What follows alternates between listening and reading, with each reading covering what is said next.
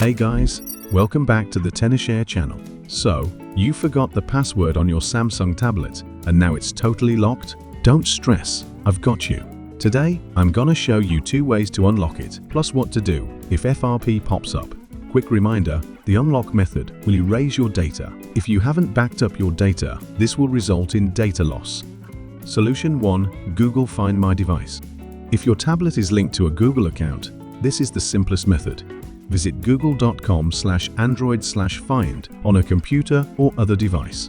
Sign in with your Google account. Select your tablet from the device list. Then choose Factory Reset Device. Confirm the reset.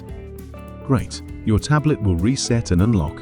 Then you can access it again after completing the device setup. Solution 2. Factory Reset in Recovery Mode. If you can't use Samsung Find My Mobile, you'll need a reset. Heads up, this wipes your data. Turn off your tablet. Press and hold the volume down and power buttons. Press and hold volume up, power, home, if it has a home button, until the Samsung logo shows up. Let go to enter recovery mode. Use the volume buttons to pick Wipe Data/Factory Reset and hit power to confirm. Then select Wipe Cache Partition and yes to confirm. Once done, reboot your tablet. Your tablet will restart unlocked. You need to complete the setup. You may see Google account login information. This is FRP. If you remember the account, just log in.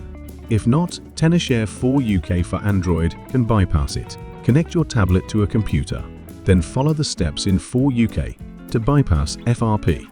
And that's it.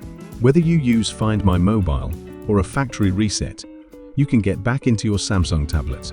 And if FRP pops up, 4 UK has you covered. Don't forget to like and subscribe for more quick iOS fixes.